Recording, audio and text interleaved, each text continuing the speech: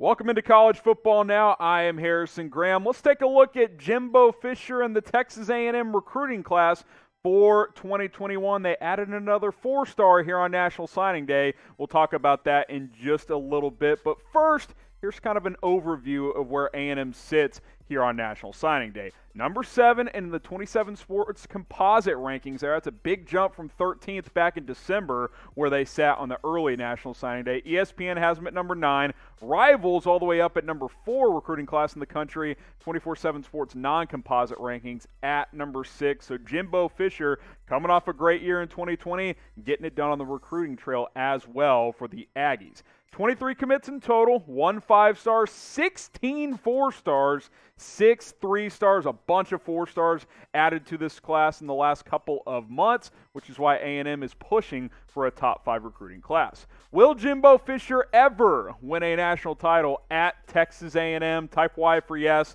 type N for no. That's why they paid him $75 million.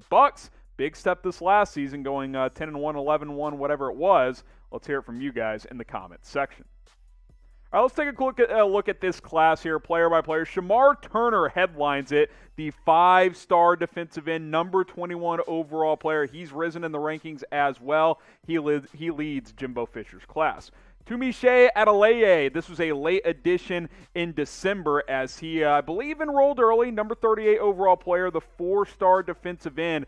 Hot commodity. Jimbo was able to get him. Number 45 overall, this is the new addition today. L.J. Johnson. Steve Sarkisian in Texas made a late push. Jimbo was able to hold him off. Number 45 overall player, the running back, is going to College Station to play for Texas A&M. Before we look at this class even further, can I get a gig 'em in the comments section? We've broken down a ton of different teams here on National Signing Day. Texas, Oklahoma, now Texas A&M. We looked at Alabama and Ohio State as well. All these fan bases have been sounding off in the comments. Let's get a gig 'em down below. Let's see if you guys can drown out those other fan bases. Next up is Bryce Foster, a 4-star offensive guard, 6'5", 330. He's already a big boy out of Katy, Texas. A nice addition to that offensive line. Reuben Fatheree there at number 92 overall. Another big boy up front, 4-star offensive tackle, 6'8", 305. Yeah, that's something you can work with if you are a college football program. That's a lot of size. You'll be able to put on some weight as well. If you want more college football videos, hit that subscribe button. You can also share that link below with a friend. It's youtube.com/chatsportstv. We do a lot of different recruiting videos, college football playoff coverage during the season. We'll ramp that up this fall. But if you want more college football coverage, subscribe today. We'll go in chunks here from here on out. Kendal Daniels, the safety out of Beggs, Oklahoma, 6'4", 190. I like the length on this kid, just outside the top 100. Shadrach Banks there, number 112 overall, a wide receiver, 4-star in this class. Ton of top 150 kids for Jimbo Fisher, including Marcus Burris, the 4-star defensive end, 6'4", 280, a lot of size. He'll be able to slide inside on passing downs as well. Eli Stowers, the quarterback in this class, number 168 overall, dual threat action, but 24/7 rates him as dual pocket passer. Most of these kids are pretty mobile nowadays. Elijah Judy, no relation to Jerry Judy, 4-star defensive end, number 203 overall. He comes out of Philadelphia up on the East Coast. Looking at the SEC recruiting rankings, Texas A&M is right there with the general blue bloods in this conference. They're even past Florida by a pretty wide margin. Obviously, Alabama, they got the number 1 class in the country. Georgia, LSU at 3 and 4. A&M was back at 13 just a couple of months ago. They're pushing for top 5. Now, they didn't get Tywone Malone. He just committed to Ole Miss. Had they gotten him, you might be looking at a top 5 recruiting class in the country, but still 4th in the SEC. That's pretty good work for Jimbo Fisher. What's also pretty good and pretty good way to stay out of the doghouse is to get your wife, your girlfriend, your mother, whoever it is, some flowers on Valentine's Day, and you're running out of time. Clock is ticking.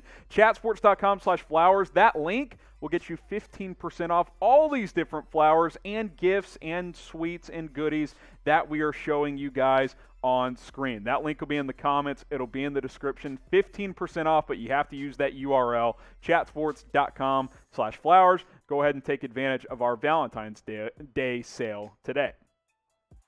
Next 5 players here, Jazion Harris, the 4-star defensive end, number 206 overall, 6'4", 215. He could certainly still put on some weight there as well. Deuce Harmon, the 4-star corner. A lot of defensive talent in this class, which I like. You got to be able to slow down some of these offenses in college football nowadays. Amari Daniels, another running back here. Him and L.J. Johnson have a chance to be a nice duo. A&M's been deep at running back in recent years. He's a top 250 kid. Jordan Gilbert, the 4-star safety, coming out of University Lab High School over there in Baton Rouge, Louisiana. So poaching a potential LSU recruit, they bring him to College Station. And then Drayden Norwood out of Fort Smith, Arkansas, 6 foot 175, decent length on the cornerback right there.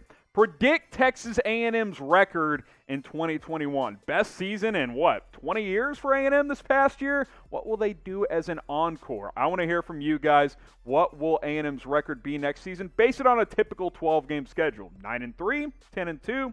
What do you guys have to say down in the comments? Okay, Yul Keith Brown, great name right there. Top 300 player. He is an athlete, listed at 5'10", 174, probably a corner or a wide receiver. We'll see where he ends up playing at Texas A&M. Trey Zune, the 4-star offensive tackle, 6'6", 300. Got a good frame there, ability to put on some weight as well. Remington Strickland, that is a center name if I have ever heard it. The 4-star out of Fort Bend. Actually a 3-star there for Mr. Strickland. Matthew Wyckoff comes in next as well. He's a 3-star offensive lineman at 6'5", 304, number 438 overall. Then Demetrius Crownover, one of 2 3-star tight ends. He's a top 500 prospect right there. Albert Regis comes in as a 3-star defensive tackle, number 454 overall, 6'1", 300 out of LaPorte, Texas. Tyree Chappell, top 600 player, 3-star cornerback out of Philadelphia as well. And then that second tight end I mentioned there, Fernando Garza, number 717 overall. So a pair of 3-star tight ends to round out this class for Jimbo Fisher.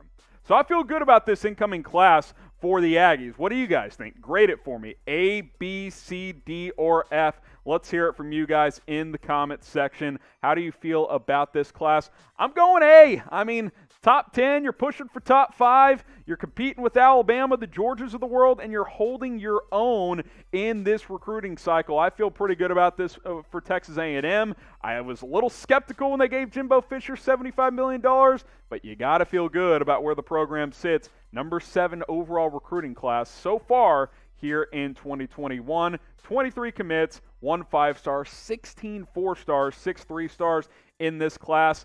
I'm feeling pretty good about Texas A&M moving forward.